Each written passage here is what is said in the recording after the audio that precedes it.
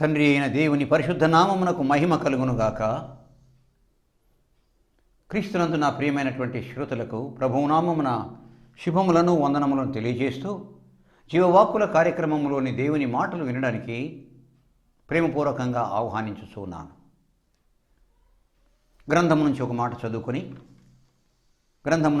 చదువుకొని ముందుకు వెళ్దాం. 2వ కొరింథీ పత్రిక 5వ అధ్యాయము 17వ వచనంలో ఈ మాట రాయబడింది. 2వ కొరింథీ పత్రిక 5వ అధ్యాయం 17వ వచనము, ఎవడైనను క్రీస్తునందున్న ఎడల వాడు నూతన సృష్టి. క్రీస్తునందున్న ఎడల వాడు నూతన సృష్టి. క్రీస్తునందున్న ఎడల వాడు నూతన సృష్టి. ప్రార్థన చేద్దాం.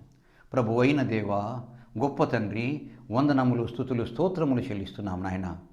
నీ మహాకనికరం చేత నూతన సంవత్సరములో ప్రభువా ప్రవేశపెట్టావయ్యా. ఆ తండ్రి, నీ ప్రియ బిడ్డలు నీకు ఇష్టమైన బిడ్డలుగా ఉండడానికి నువ్వు ఇష్టపడతావు తండ్రి. మంచివారుగా ఉండాలని ఇష్టపడతావు ప్రభువా. నూతనత్వం పొంది ఉండాలని నువ్వు ఇష్టపడతావు ప్రభువా. అయితే ఆ నూతనత్వము నీ నుండి నీ ద్వారా వస్తుంది అని గ్రంథము చెబుతుందయ్యా. ఎవడైనా క్రీస్తునందున్న ఎడల నూతన సృష్టి. ఇదిగో నాయనా, మా పితరుల జీవితాలు అధ్యయనం చేయనంటుండగా బోధించయ్యా, మాట్లాడుతండి, తెలియచేయి ప్రభువా. యేసయ్యా, వందనాలు, స్తుతులు చెల్లిస్తూ మా శ్రోతలను, దీనుడనైన నన్ను, ఈ టీవీ సాధనాన్ని కృపగల మీ పాదముల చెంత సమర్పించుకుంటూ మీ మాటలు వినడానికి సిద్ధపడుచు యేసు నామమున ప్రార్థిస్తున్నాము తండ్రి, ఆమేన్. నా ప్రియమైనటువంటి వారలారా, ఎవడైనను నూతన సృష్టి అయినట్లయితే వాడు నూతనత్వము పొందినవాడు అవుతాడు.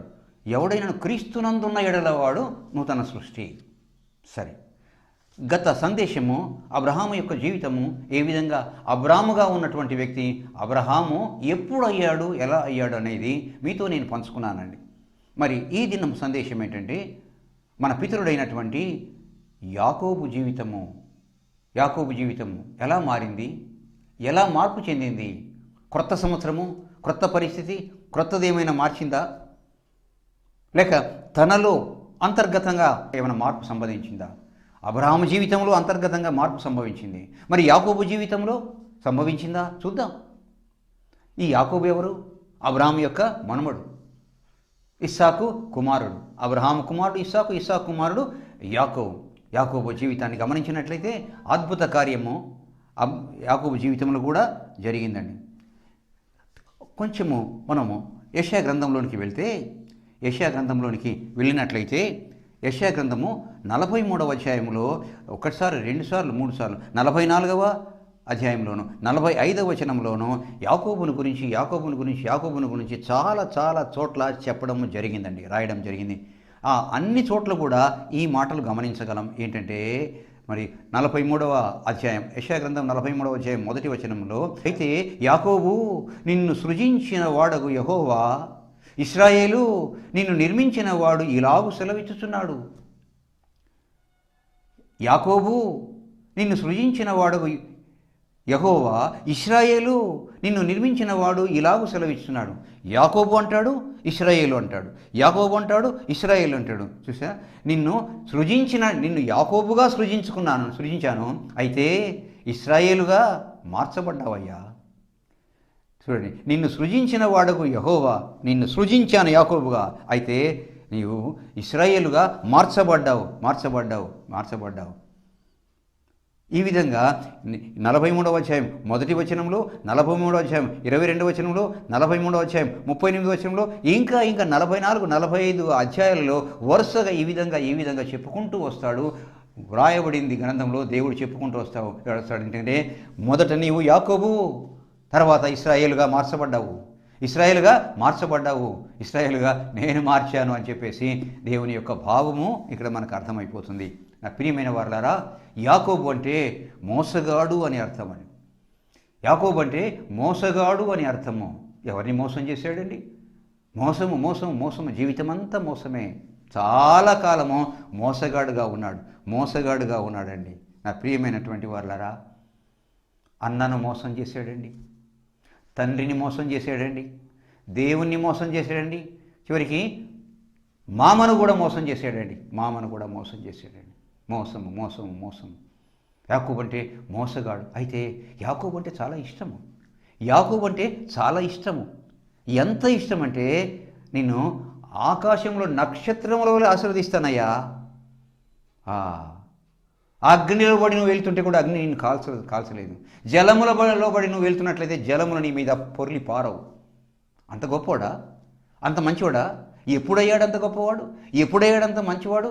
ఎప్పుడయ్యాడు అంత సద్గుణ సంపన్నుడు? మోసగాడే. అన్నను మోసం చేశాడు, తండ్రిని మోసం చేశాడు, దేవుని మోసం చేశాడు, మామను మోసం చేశాడు. ఇంత మోసగాడే.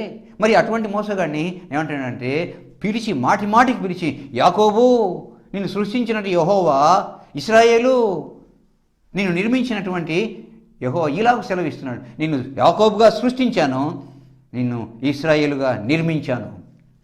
యాకోబుగా సృష్టించాను, ఇశ్రాయేలుగా నిర్మించాను అని చెప్పేసి అంటాడు. తేడా ఉంది కదండి. మార్చాను అని అర్థము. మార్చాను, ఇశ్రాయేలుగా మార్చాడు. ఇశ్రాయేలు అంటే ఎంత ఇష్టమో. ప్రపంచంలో ఇన్ని దేశాలు ఉన్నాయండి. ప్రపంచంలో ఎన్ని బోలెడన్ని దేశాలు ఉన్నాయి. అయితే ఇన్ని దేశాల్లో ప్రాముఖ్యంగా చెప్పుకోవాలంటే ఒక దేశము ఒక వ్యక్తి పేరు మీద ఉందండి. ఆయనకు ఇష్టమైనటువంటి దేశం అది. ఒక వ్యక్తి పేరుతో ఉంది ఒక దేశము. ఆ దేశమే కంట్రీ ఆఫ్ ఇజ్రాయెల్, ఇశ్రాయేలు దేశము. ఎవరి ఇశ్రాయేలు? మోసగాడుగా ఉన్నటువంటి యాకోబు ఇశ్రాయేల్గా మార్చబడ్డటువంటి ఆ ఇశ్రాయేలే ఈ దేశపు యొక్క పేరుతో ఉన్నటువంటి ఇశ్రాయేలు. నా ప్రియమైన వారలారా, ఎందుకింత ఆశీర్వదించబడ్డాడు? చిన్న దేశము ప్రపంచమంతా గడగడలాడుతుంది, ప్రపంచాన్ని వణికిస్తుంది.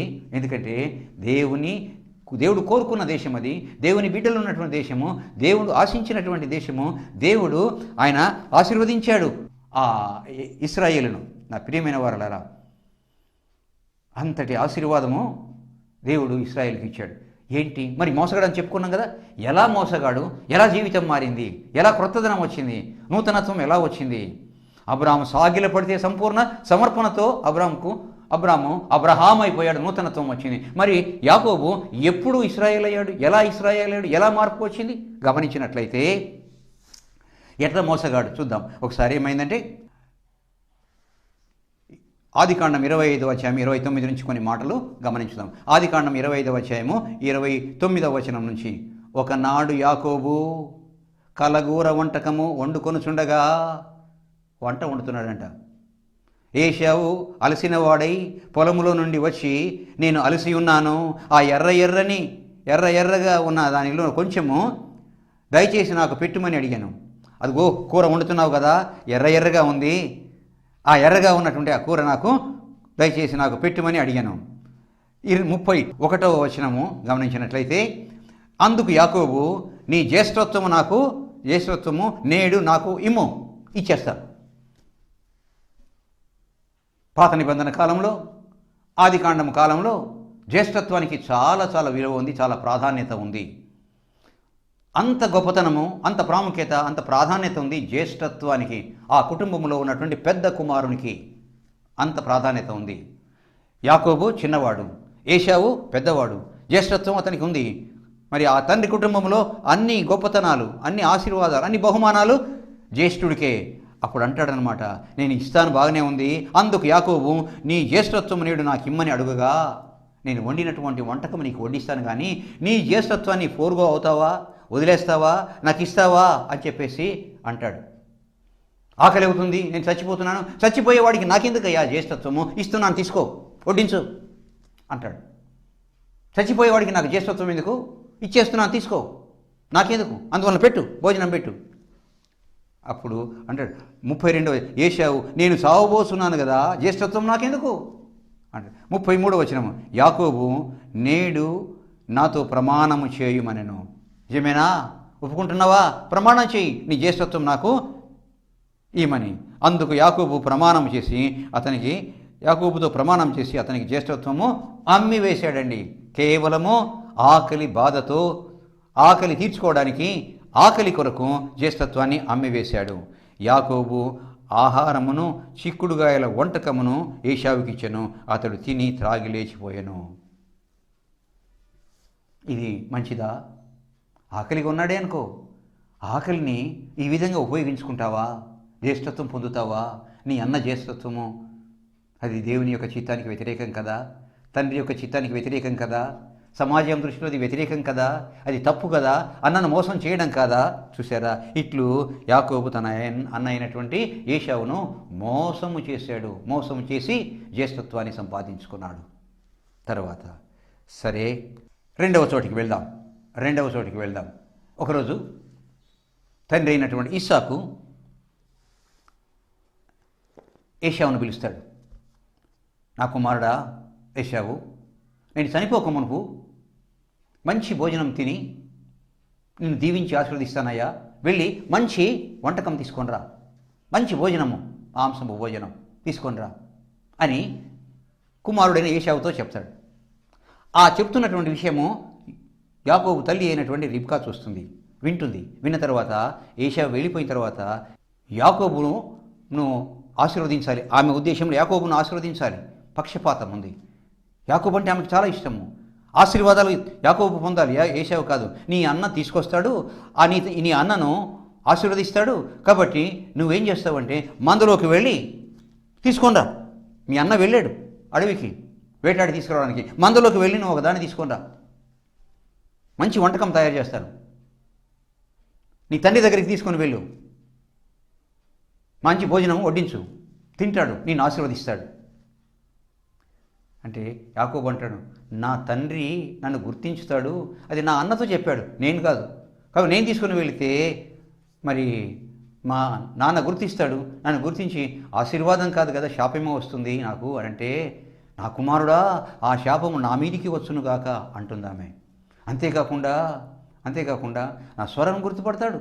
అంతేకాకుండా నన్ను తడివి చూసినట్లయితే నా అన్న శరీరము రోమములు కలిగినటువంటి బిరుసైన రోమములు కలిగినటువంటి శరీరము నన్ను గుర్తిస్తాడు. అటువంటిప్పుడు మోసగాడిని అవుతాను అని చెప్పేసి అంటే ఆమె ఏం చేస్తుందంటే, నీ శరీరాన్ని కప్పడానికి రోమములతో చేయబడినటువంటి దుస్తులు, వాళ్ళన్న వేసుకునే దుస్తులు లాంటి దుస్తులు తయారు చేసి ఏర్పాటు చేసి తొడుగుతుంది. తొడిగిన తర్వాత వేసుకొని ఆమె తయారు చేసినటువంటి భోజనం తీసుకొచ్చి తండ్రికి ఇస్తాడు. తండ్రికి ఇచ్చి ఏమంటాడంటే ఆదికాండం 27వ అధ్యాయము 18వ వచనము. ఆదికాండం 27వ అధ్యాయం 18వ వచనం. అతడు తండ్రి యొద్దకు వచ్చి భోజనం తీసుకొని, తల్లి తయారు చేసినటువంటి భోజనం తీసుకొని వచ్చి తండ్రికి ఇచ్చి ఏమంటున్నాడంటే, అతడు తండ్రి యొద్దకు వచ్చి నా తండ్రి అని పిలువగా అతడు, ఏమి నా కుమారుడా నీవెవరవు అని అడిగాను. ఏమి నా కుమారుడా నీవెవరు అడగవలసిన మాటే అడిగాడు. అందుకు యాకోబు, నేను ఏశావు అను నీ జ్యేష్ఠ కుమారుడను. ఏశావు అను నీ జ్యేష్ఠ కుమారుడను. జ్యేష్ఠ కుమారుడా, రెండవ మోసం ఇది. ఏశావు అను నీ జ్యేష్ఠ కుమారుడు అని నీవు నాతో చెప్పిన ప్రకారము చేసి ఉన్నాను. ఏం చెప్పాడు? ఏశావుతో చెప్పాడు కానీ యాకోబుతో చెప్పాడా? ఏశావుతో చెప్పాడు కానీ యాకోబుతో చెప్పలేదు కదా. నీవు నాతో చెప్పిన ప్రకారము, ఇంకొక అబద్ధము, మోసము. చూసారా, ఏశావునని చెప్పడము ఒక పాపము, తప్పు. ఇక్కడ మరలా నీవు నాతో చెప్పిన ప్రకారం అనడం ఇంకొక తప్పు. రెండు తప్పులు చేసి నీవు నాతో చెప్పిన ప్రకారం చేసి ఉన్నాను, నీవు నన్ను దీవించుటకు దయచేసి లేచి కూర్చుండి నేను తెచ్చినటువంటి వేటాడి తెచ్చిన దాన్ని తిని నన్ను ఆశీర్వదించు అంటాడు. అరే, స్వరము యాకోబుది అని దగ్గరికి పిలుచుకొని తడివి చూడగా ఏశావే, కానీ స్వరము యాకోబులాగా ఉందే అని చెప్పేసి అంటాడు. అప్పుడు చూడండి, గమనించదగినది ఏంటంటే ఏ విధంగా మోసం చేశాడు. అన్న వేటకు వెళ్ళాడు. ఇంకా ఎటువంటి వ్యక్తి అంటే చూడండి, మనం మొదట అన్నను మోసం చేశాడు. రెండవది తండ్రిని మోసం చేశాడు. తిన్న తర్వాత తృప్తిగా తిని తండ్రి అయిన ఇస్సాకు యాకోబును విస్తారంగా ఆశీర్వదిస్తాడు. ఏశావు అనుకొని విస్తారంగా ఆశీర్వదిస్తాడు. అక్రమంగా, అన్యాయంగా, అధర్మంగా ఆశీర్వాదాలు పొందాడండి. ఆశీర్వాదాలు పొందుతాడు. చూడండి, తండ్రి వేటాడి తెమ్మని ఏశావు చెప్పాడు, అంతేగాని ఇతనితో చెప్పలేదు.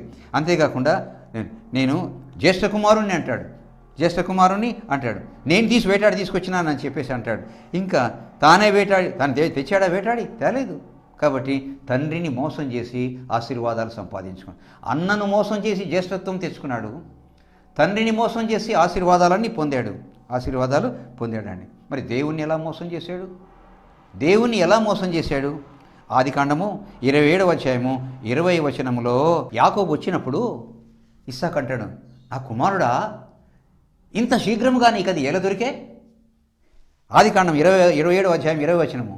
అరే, అడవికి పోయావు కదా, ఎప్పుడు నువ్వు వెళ్ళావు, ఎప్పుడు వేటాడావు, ఎప్పుడు తీసుకొచ్చావు, ఎప్పుడు సిద్ధపరిచావు, ఇంత శీఘ్రముగా నీకు అది ఎలా దొరికే? రావలసినటువంటి అనుమానమే వచ్చింది. నా కుమారుడా, ఇంత శీఘ్రముగా అది నీకు ఎట్లు దొరికెను అని అడుగుగా, అప్పుడు యాకోబు అన్న మాట ఏంటంటే, నీ దేవుడైన యెహోవా దానిని నా ఎదుటికి రప్పించుట చేతనే, నీ దేవుడైన యెహోవా నా ఎదుటికి దానిని రప్పించుట చేతనే నేను వెళ్ళాను, అంబులు తీసుకొని బాణం తీసుకొని వెళ్ళాను. వెళ్ళి నేను వేటాడడానికి వెళ్తే నీ దేవుడైన యెహోవా ఆ జంతువు నా ఎదురుగా తీసుకొచ్చాడు, అప్పుడు వేటాడాను, తీసుకొచ్చానని చెప్పేసి అంటాడు. దేవుని మాటను ఉపయోగించుకొని దేవుణ్ణి మోసం చేసాడండి. చూశారా? దేవుని ఉపయోగించుకొని ఇంత శీఘ్రంగా నీకేలు దొరికినంటే నీ దేవుడైన యెహోవా దానిని నా ఎదుటికి రప్పించడం చేతనే. నన్ను మోసం చేశాడు, తండ్రిని మోసం చేశాడు, దేవుణ్ణి మోసం చేశాడండి. దేవుణ్ణి మోసం చేశాడు. ప్రియమైనటువంటి వారు చూశారా? మోసగాడు యాకోబు, మోసగాడు. సరే, తరువాత ఇంకా ఏశావు తన తమ్ముడైనటువంటి యాకోబు ఎడల కోపం వస్తుంది, చంపేస్తానని ఉగ్రరూపుడవుతాడు. కోపం వస్తుంది, చంపేస్తానని చెప్పేసి ఆ సందర్భాన్ని అది తల్లి అయినటువంటి రిబ్కా విన్నది. నా కుమారుడా, నీ అన్న నిన్ను చంపేస్తాడు, ఇక్కడ నుంచి నువ్వు వెళ్ళి ఎక్కడికి వెళ్తావు?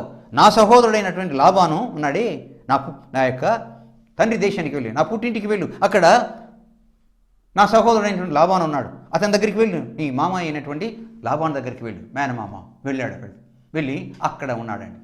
అక్కడ ఉన్నాడు. ఏం చేస్తున్నాడు? అక్కడికి వెళ్ళాడు, తన యొక్క మామ యొక్క మందను కాస్తున్నాడండి.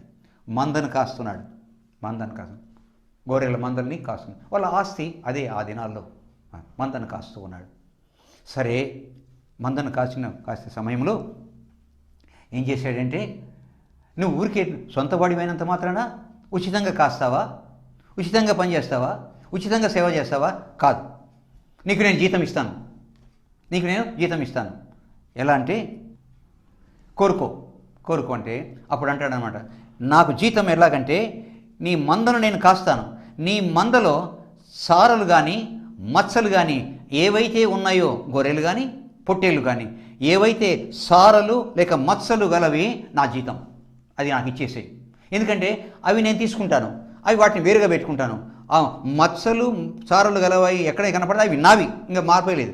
మచ్చలు చారలు లేనివి నీవి. కాబట్టి నేను దొంగతనం చేసినాను, అవి దొంగతనం చేసే అవకాశమే లేదు, నాయి పోవడానికి అవకాశం లేదు, నీ పోవడానికి అవకాశం లేదు. కాబట్టి చారలు మచ్చలు గలవి నాకు జీతమగునని యాకోబు చెప్పగా, సరేనని చెప్పేసి చారలు మచ్చలు గలవి అనే వాటన్నిటిని కూడా మామ అయినటువంటి లాబాను అతనికి ఇచ్చేస్తాడు. ఇచ్చిన తర్వాత ఏం చేస్తారంటే తర్వాత యాకోబు ఏం చేస్తాడంటే, ఆ గొర్రెలు చూలు కట్టేటప్పుడు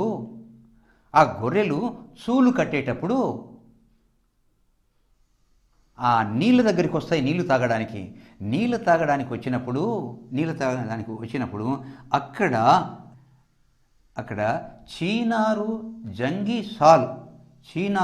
జంగిసాలు అనే చెట్టు కర్రలు పొడవైనవి సన్నవి తీసుకొని వచ్చి వాటి యొక్క తొక్కలు ఒలిచి, అంటే చర్మము తొక్కలు ఒలిచి అవి చూలు కట్టేటప్పుడు ఆ కర్రలు నీళ్ళలో పెడితే ఆ నీళ్లు తాగేటప్పుడు అవి చూలు కట్టేటప్పుడు ఆ కర్రలు చూసినందువలన వాటికి పుట్టే పిల్లలన్నిటికి కూడాను సారలు మచ్చలు గలవిగా పుడతాయి.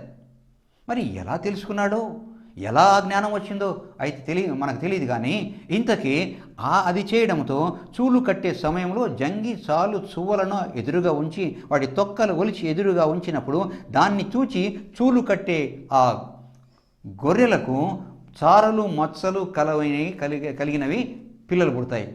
అట్లా చారలు, వాళ్ళ యొక్క ఒప్పందం ఏంటి? చారలు మచ్చలు కలిగినటువంటివి యాకోబు అవుతాయి, చారలు మచ్చలు లేనివి లాబాను అవుతాయి. ఈ విధంగా చేస్తున్నాడు. చేసిన తర్వాత ఈ చారలు మచ్చలు కలిగినటువంటి గొర్రెలన్నింటినీ వేరుగా చేస్తే యాకోబు మంద పెద్దదైపోయింది. లాబాను మంద చిన్నదైపోయింది, తక్కువైపోయింది. నా ప్రియమైనటువంటి వారలారా, తక్కువైపోయింది. ఆస్తి పెంచుకున్నాడండి. అయితే లాబాను ఎటువంటి వాడు? లాబాను కూడా మోసగాడే. లాబాను ఎలా యాకోబు మోసం చేశాడో యాకోబును కూడా లాబాను అలాగే మోసం చేశాడు. యాకోబు ఆయనకి 2 కుమారులు ఉన్నారు, రాహేలు, లేయా. రాహేలు చిన్నది, లేయా పెద్దది. రాహేలు అందమైంది. యాకోబు రాహేలును ప్రేమించాడు, రాహేలును ఇష్టపడ్డాడు, రాహేలును చేసుకోవాలని అనుకుంటాడు. ఎందుకంటే సొంత మేనమామ కూతురు, ఇష్టపడతాడు, అందమైనది. కానీ ఆమె లేయా అందమైనది కాదు, రాహేలు కంటే అందమైంది కాదు. అంతేకాకుండా రాహేలును ఇష్టపడతాడు. సరే, ఇదిగో మరి వివాహం జరిగిస్తాను, నా కుమార్తెని ఇస్తాను అని చెప్పేసి అంటాడు. అనుకున్నాడు రాహేలునే ఇస్తాడు కదా అని చెప్పేసి సంతోషంగా ఒప్పుకున్నాడు. అయితే ఎవరినిచ్చాడు? మోసం చేసి లేయాను ఇచ్చాడు. లేయాను భార్యగా ఇచ్చాడు. భార్యగా అయిపోయింది. ఉదయం లేచి చూసేటప్పటికల్లా ఆమె రాహేలు కాదు, లేయా. అయ్యో, నన్ను మోసం చేసావు అంటే, చూడు, మా దేశ ఆచారం ప్రకారము పెద్ద అమ్మాయి ఉండగా చిన్న అమ్మాయి పెళ్లి చేయకూడదు. నీకు ఇంకా చిన్న అమ్మాయి కావాలనుకున్నట్లయితే ఇంకా కొన్ని రోజులు నాకు నా యొక్క గొర్రెలను మేపు, 7 సంవత్సరాలు మరలను గొర్రెలను కాయాలి. గొర్రెలను కాసిన తర్వాత లేయా రాహేలును కూడా ఇచ్చి పెళ్లి చేస్తాడు. 2 భార్యలయ్యారు, లేయా, రాహేలు. ఆ ఇద్దరికి మరలా ఇద్దరు దాసీలనిచ్చి ఉపపత్నులుగా ఇస్తాడండి. వాళ్ళిద్దరు భార్యలు, వీళ్ళు ఉపపత్నులు. అంటే 2 భార్యలు, 2 ఉపపత్నులు, మొత్తం 4 భార్యలయ్యారు. 20 సంవత్సరాలు మామ దగ్గర కొలువు చేస్తాడు. 4 భార్యలను పొందుతాడు. తర్వాత ఆస్తిని పెంచుకుంటాడు. ఆయన తర్వాత ఇంకా అది ఆయన మోసమే. మామను తండ్రిని అన్నను మోసం చేశాడు, తండ్రిని మోసం చేశాడు, దేవుని మోసం చేశాడు, మామను మోసం చేశాడు. మోసము. అయితే ఇంకా ఆ ఆస్తి పెద్దదైపోయింది. 11 మంది సంతానం కలుగుతారు. అక్కడ ఉండగానే 11 మంది సంతానం కలుగుతారు. బెన్యామీన్ ఇంకా పుట్టలేదు. అక్కడ 11 మంది సంతానము ఆ కుమారుడు కలుగుతారు. అయిన తర్వాత భార్యలతో మాట్లాడతాడు, వెళ్దాం పదండి, నా తండ్రి దేశానికి వెళ్దాం, ఇక్కడ ఉండకూడదు. ఇంకా నిన్న ఉన్నట్టుగా మీ నాన్న స్వభావం లేదు, మారిపోయింది. మీ నాన్న ప్రేమ మారిపోయింది, ప్రేమ తగ్గిపోయింది, మనం ఇక్కడి నుంచి వెళ్ళిపోదాం ఆస్తి తీసుకొని అని చెప్పేసి తన భార్యలతోనూ బిడ్డలతోనూ తన ఆస్తితోనూ ప్రయాణమై వెళ్తూ ఉంటాడు. తన తండ్రి దేశానికి వెళ్తూ ఉంటాడు. అక్కడ తన తండ్రి దేశానికి వెళ్ళేటప్పుడు మధ్యలో ఏదోము దేశం ఉంది. ఏదోము ఎవరంటే ఏశావు దేశం ఉంది. అక్కడ ఏశావు దేశం ఉంది. ఆ కోపంతోనే ఉన్నాడు ఏశావు. రాని యాకోబు వస్తాడేమో, ఏం చేస్తానో చూడు, చంపేస్తానని చెప్పేసి అతను వస్తున్నాడు. ఇది తన ఆస్తితో, తన మందతో, తన భార్యలతో, తన బిడ్డలతో వస్తున్నాడని ఏశావుకు తెలిసి తన దగ్గర ఉన్నటువంటి వ్యక్తులతో 500 మందిని తీసుకొని ఎదుర్కోవడానికి బయలుదేరి వస్తుంటాడు. ఆ సంగతి తెలిసినటువంటి యాకోబు ఏం చేస్తాడంటే, అక్కడ ఒక చిన్న ఏరు ఉంది. ఆ ఏరు పేరు యబ్బోకు ఏరు. ఆ ఏరు దగ్గర నిలబడిపోతాడు. నిలబడి, అయ్యో, నా అన్న వస్తాడు, నన్ను చంపేస్తాడు, నేను, నా భార్య, బిడ్డలు అందరం చనిపోతామని చెప్పేసి అక్కడ ఏం చేస్తాడంటే, అక్కడ ఆ ఏటి దగ్గర ఉండి అక్కడ భార్యలను, ఆ తర్వాత దాసీలను, ఆ తర్వాత భార్యలను, ఆ తర్వాత ఇంకా 3 గుంపులుగా చేసి వారికి బహుమానాలు ఇచ్చి, ఇదిగో నా అన్న అయినటువంటి ఏశావు వస్తాడు, మరి ఆయనకు పాదాల మీద పడండి. ఏమిటి బహుమానాలంటే, నీ దాసుడైనటువంటి యాకోబు పంపించాడని చెప్పేసి సాష్టాంగ నమస్కారం చేసి సాష్టాంగపడి ఇవ్వండి, ఆయన కోపము తగ్గిపోతుందని చెప్పేసి ఆ విధంగా తయారు చేసి వాళ్ళని పంపించి ఒక్కడు యబ్బోకు రేవు దగ్గర నిలిచిపోతాడండి. నిలిచిపోయినప్పుడు అక్కడ ప్రార్థన చేస్తాడండి. ఒక్కడు ప్రార్థన చేస్తాడు, అయ్యా, నేను ఇటువంటి తప్పిదం చేశాను, పొరపాటు చేశాను, అన్యాయస్తుడిని, దుర్మార్గుణ్ణి, మోసగాన్ని. అయితే నువ్వు ఇంతగా నన్ను ఆశీర్వదించావయ్యా, ఇంతగా నన్ను ఆశీర్వదించావు తండ్రి, ఆశీర్వదించావు. చూడండి ఏమన్నాడంటే ఇంతగా నేను, చూడండి అక్కడ ఏమన్నాడంటే, ఇంతగా నువ్వు నన్ను ఆశీర్వదించడానికి నేను అపాత్రుడను. ఎక్కడ? ఆదికాండము 32వ అధ్యాయం 10వ వచనంలో, ఆదికాండము 32వ అధ్యాయం 10వ వచనంలో, ఇంతగా నన్ను ఆశీర్వదించుటకు నేను అపాత్రుడను ప్రభువా అని దేవునితో అంటాడు. సరే, ఒప్పుకున్నాడు, బాగుంది. అయితే ఏ తప్పిదముతో తన జీవితము తప్పు మార్గంలో ప్రయాణం చేసిందో, ఏ మాటతో, ఏ అంశముతో, ఏ పరిస్థితిలో ఏ తప్పు చేసి ఆ విధంగా జీవితము మారిపోయిందో, మోసపు జీవితానికి దారి చూపిందో అది ఒప్పుకోవాలి. ఒంటరిగా అయిపోయాడు. ఆ రాత్రి ఒంటరిగా ఉన్న సమయంలో దేవదూత వచ్చి ఒక నరుడు వచ్చి తెల్లవారు వరకు అతనితో పోరాడుతుండెను, పెనుగులాడుతుండెను. రెజలింగ్ అని రాయబడింది బైబిల్లో. అంటే మల్ల యుద్ధం చేశారంట ఆ ఇద్దరు. అయితే తెల్లవారుతుంది, ఎవరు ఓడిపోలేదు, ఎవరు గెలవలేదు, ఎవరు పడిపోలేదు, పోరాడుతున్నాడు. అప్పుడు వచ్చినటువంటి ఆ వ్యక్తి అంటాడనమాట, నన్ను వదిలిపెట్టు, నేను వెళ్తానంటే, నన్ను నీవు దీవించితేనే వదులుతాను, లేకపోతే అంటే దేవదూతని, దేవుని చేత పంపబడినటువంటి వ్యక్తి అని యాకోబు తెలిసిపోయింది. నీవు నన్ను ఆశీర్వదిస్తేనే కానీ లేకపోతే నిన్ను వదిలిపెట్టను అంటాడు. నేను ఆశీర్వదిస్తేనే కానీ నిన్ను వదిలిపెట్టను అంటాడు యాకోబు. అయితే నీ పేరు చెప్పు అంటాడు. పేరు దేవునికి తెలియదా? తెలుసు. మరి ఎందుకంటే ఆ పేరు తనను ఒప్పుకోని చెప్పాలి, తన పేరు చెప్పాలి. అక్కడ తండ్రికి ఏం చెప్పాడు? నా కుమారుడా నీవెవడు అన్నప్పుడు ఏమన్నాడు? అక్కడ నీ జ్యేష్ఠ కుమారుడైన ఏశావును అన్నాడు. మరి ఇక్కడ దేవుని దగ్గర అబద్ధమాడు, తండ్రి దగ్గర అబద్ధమాడాడు. ఆ తప్పుదని ఒప్పుకోవాలి. అక్కడంటే నేను యాకోబును అంటాడు. అప్పుడు అంటాడు అనమాట, నువ్వు పోరాడి గెలిచావయ్యా, దేవునితోనే పోరాడి గెలిచావు కాబట్టి నీ పేరు యాకోబు కాదు, నీ పేరు ఇశ్రాయేలు. యాకోబు అంటే మోసగాడు, ఇశ్రాయేలు అంటే పోరాడువాడు, దేవునితో పోరాడినటువంటి వ్యక్తి. నీ పేరు యాకోబు అనిపించుకోదు, ఇశ్రాయేలు అన్నాడు. పోరాడాడంట. అపాత్రుడనని ఒప్పుకున్నాడు. అయ్యా, అర్హత లేని పాపిని నేనయ్యా అని ఒప్పుకోవడమే కాకుండా, ఇదిగో నా నిజం ఇది, నా స్వభావం ఇది, నా పేరు ఇది నా నిజ స్వరూపం అని చెప్పేసి ఒప్పుకుంటాడు. చూశారా, మారిపోయింది జీవితం. ఇశ్రాయేలు పోరాడువాడు ఈరోజు ప్రపంచంతో పోరాడగలిగినటువంటి దేశంగా నిలబడింది ఇశ్రాయేలు దేశం. ఎందుకంటే కారణము ఇది. నా ప్రియమైన వారలారా, నూతన సంవత్సరం అయితే ఇచ్చింది ఆ నూతనత్వము యాకోబు జీవితంలో. అబ్రహాము జీవితంలో సంపూర్ణ సమర్పణతో అబ్రాహాము యొక్క జీవితము అబ్రహాముగా మారిపోయింది. ఇక్కడ దేవునితో పోరాడి అపాత్రతను ఒప్పుకున్నప్పుడు యాకోబు జీవితం మారిపోయింది. కానీ ఏ క్రొత్త సంవత్సరము నూతనత్వాన్ని తేలేదు. నా ప్రియమైన వారలారా, ఎవడైనా క్రీస్తునందున్న ఎడల వాడు నూతన సృష్టి. అంతేకాకుండా మీరు మారు మనస్సు పొంది నూతన మగుట వలన రూపాంతరం పొందుడి. మారు మనస్సు పొందాలి, నూతనత్వం వస్తుంది. కానీ క్రొత్త సంవత్సరం ఎంత మాత్రం నూతనత్వము తీసుకొని రాదు. నా ప్రియమైన వారలారా, క్రొత్త సంవత్సరంలో ప్రవేశించినటువంటి మనము నూతన హృదయాన్ని, నూతన మనస్సును, నూతన జీవితాన్ని, నూతన తలంపులను, నూతన ప్రవర్తన కలిగినట్లయితే నూతనత్వం వస్తుంది. అప్పుడు నూతన సంవత్సరంలో నూతనత్వంతో ఉంటాము. కానీ కేవలం ఈ మార్పు ఏమాత్రం లేకుండా నూతన సంవత్సరంలో ప్రవేశించినట్లయితే నూతనత్వాన్ని ఎంత మాత్రమో ఇవ్వదు, రాదు, పొందలేము. దేవుడి మాటల్ని దీవించునుగాక. ప్రార్థన చేద్దాం. పరమ తండ్రి, గొప్ప దేవ, వందనాలయ్యా. మా పితరుడైన యాకోబును మా ఎదురుగా ఉంచి మీరు బోధించిన, మాట్లాడి నేర్పించినటువంటి వాక్యాన్ని బట్టి మీకు వందనములు, స్తుతులు, స్తోత్రములు చెల్లిస్తున్నాం నాయన.